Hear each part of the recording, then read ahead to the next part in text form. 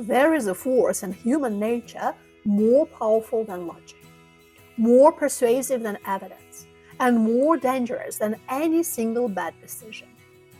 It's the quiet, yet crushing pressure of the herd. It's the comfort of consensus, the safety of the crowd, the seductive whisper that says, everyone else is doing it, so it must be right. But history is not written by the herd. It's written by the rebels, the outliers, the few with the courage to break the pattern, to see what everyone else refuses to acknowledge, and to act on that vision, no matter the cost. Today, we explore the battle between herd mentality and adaptive thinking. We'll witness a nation lose its mind over flowers and diagnose the vicious cycle of stress that traps us all. Then, we'll meet the rebels who broke free.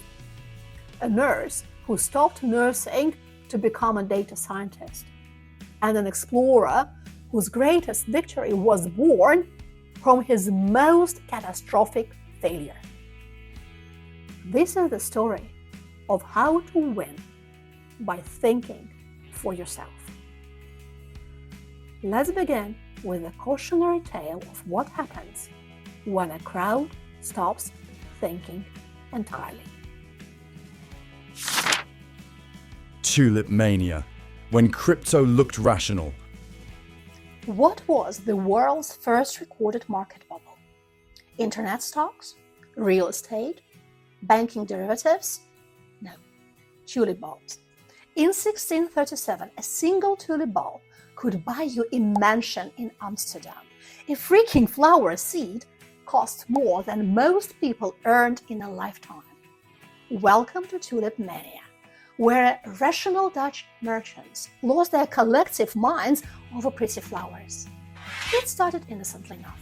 Rare tulip varieties with broken petals created stunning, unique patterns. Wealthy collectors paid premium prices for these botanical marvels. But then something shifted.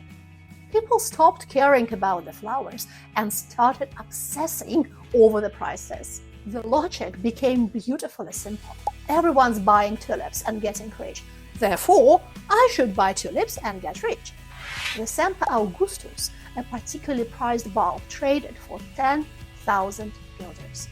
That's the equivalent of a luxury house, complete with gardens, livestock, and servants. People mortgaged their homes, sold their businesses, borrowed against their futures, all to buy flower seeds they'd never plant. Here is what's fascinating. They were solving the right problem with the wrong solution. The problem was legitimate. How do I build wealth? But their solution was pure surface thinking. Buy whatever's going up in price. They focused entirely on the symptom, rising prices without questioning the cause. Was there unlimited demand for tulips? Could flower bulbs really sustain astronomical valuations? Then reality hit. In February 1637, confidence simply evaporated. No dramatic crash, no external storm, just people suddenly realizing they were holding overpriced flower bulbs instead of liquid wealth. Fortunes vanished overnight. Families were bankrupted. Sound familiar? Crypto, meme stocks, NFTs, the assets change, but the pattern remains identical. People mistake price momentum for value creation. We're still making the same bloody mistake the Dutch made 400 years ago, assuming that because something is going up, it must be going somewhere meaningful. Sometimes, the most expensive lesson is learning the difference between getting rich and getting lucky. And sometimes, tulips are just tulips. Tulip Mania is the perfect example of a crowd losing its mind over an external asset. But this same pattern of herd mentality doesn't just play out in financial markets. It plays out inside our own heads. We conform to a popular, easy solution, not just for wealth, but for our own well-being, getting caught in a vicious cycle that promises relief, but only delivers more stress. The stress trap. How solutions make us worse. Here is a psychological mind-bender that partially explains why modern life feels so exhausting. We use superficial solutions to escape stress, but those solutions create more stress, which makes us seek more superficial solutions, which creates even more stress. Welcome to the most vicious cycle in human psychology, one we've built an entire culture around. Think about your last stressful week. What did you do to cope? Mindless scrolling through social media? Binge watching Netflix? Retail therapy? Binge drinking? Casual sex? Here is what's diabolical. None of these actually reduce stress. They just mask it temporarily, while the root problems fester beneath the surface. Solomon Asch proved this pattern in 1956 with his famous conformity experiments. People were shown 3 lines and asked which matched the target line. Simple task, obvious answer. But when actors in the group deliberately chose the wrong answer, 75% of participants went along with it. This reveals something profound. Humans will choose comfortable consensus over uncomfortable truth. We'll embrace superficial groupthink rather than do the hard work of independent analysis. Modern culture has weaponized this tendency. We are bombarded with 3 easy steps and 10 equally easy hacks, precisely because they feel easier than confronting complex realities. But here is the cruel irony. The thing we use to escape discomfort only creates more discomfort. Every quick fix that avoids root causes generates new symptoms. Every superficial coping mechanism adds another layer of stress to manage. We've created a society that runs on stress while simultaneously saying a stress relief that makes us more stressed. The only way out is the way nobody wants to hear. Stop running from discomfort. Face the messy, complex, uncomfortable root causes. Do the hard work of understanding why problems exist, instead of just making them temporarily invisible. The siren song of the shallow promises easy relief, but it's leading us straight onto the rocks. Sometimes the most liberating thing you can do is stop escaping and start understanding. So, we've seen the trap.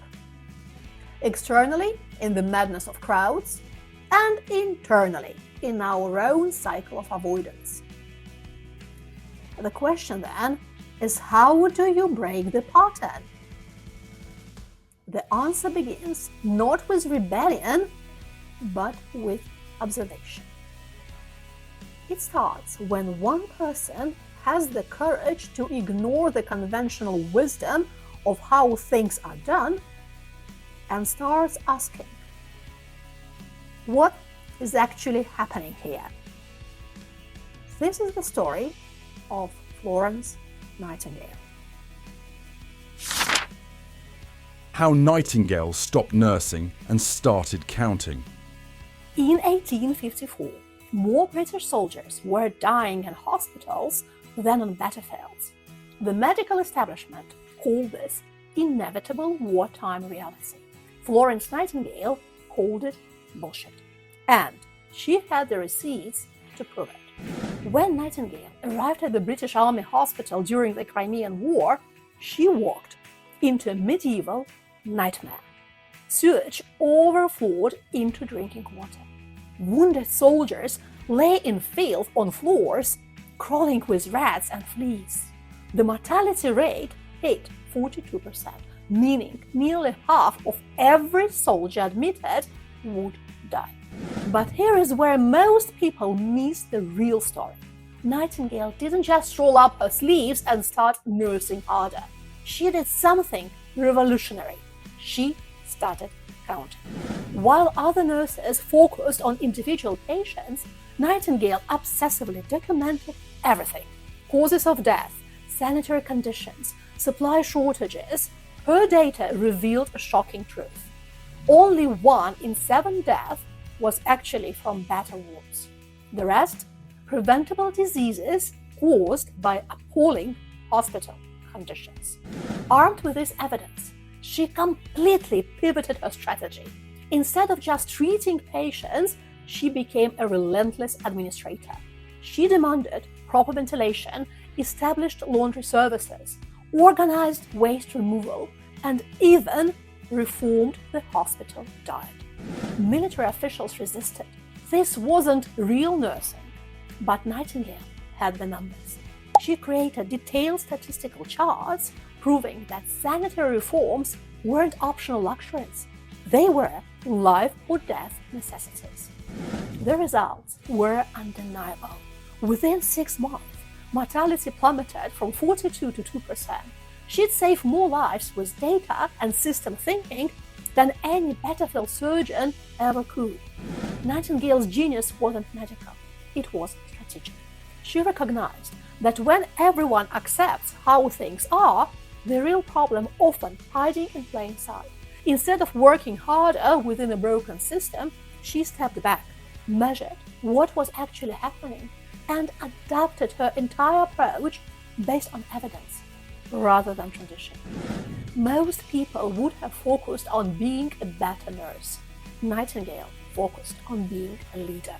She understood that sometimes the most adaptive thing you can do is completely redefine what problem you are actually solving. Florence Nightingale broke the pattern by using data to challenge the assumptions of an entire institution. But what if the pattern you need to break is your own life's ambition? What if the system that has failed is your own plan? Escaping that requires more than data.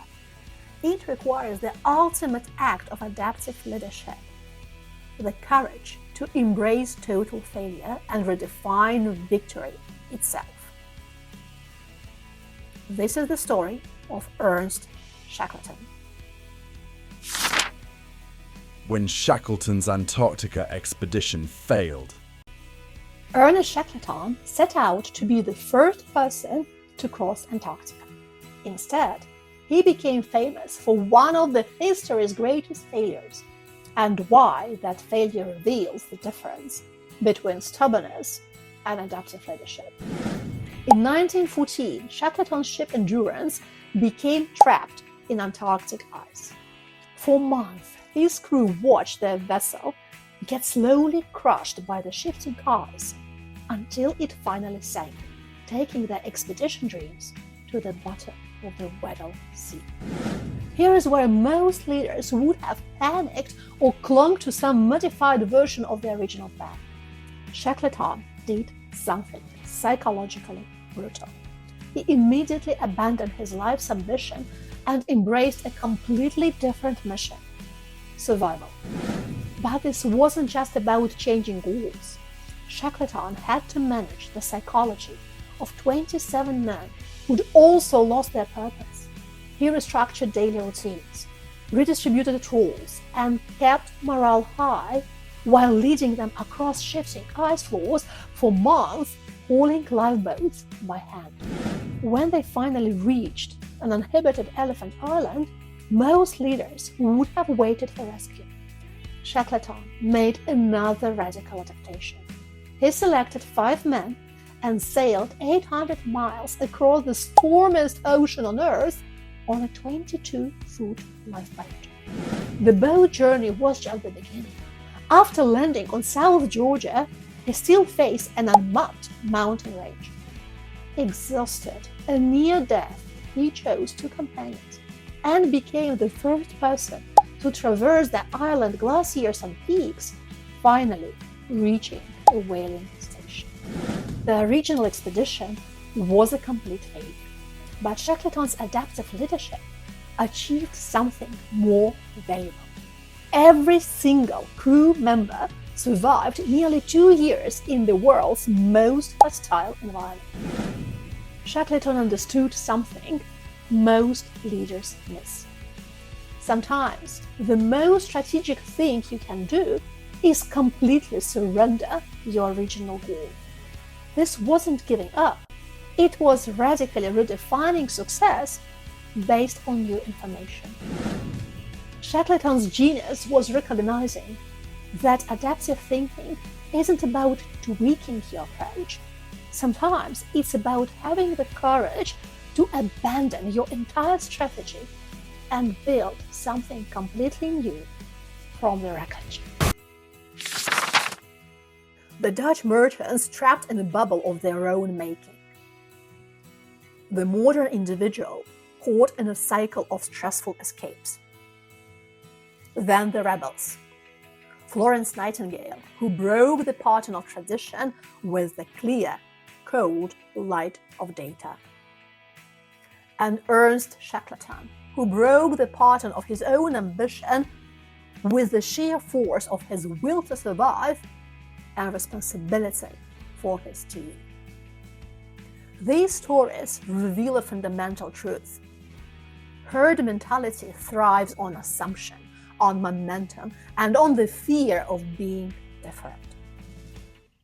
Adaptive thinking, its sworn enemy, thrives on evidence, on curiosity, and on the courage to face reality as it is, not as we wish it to be.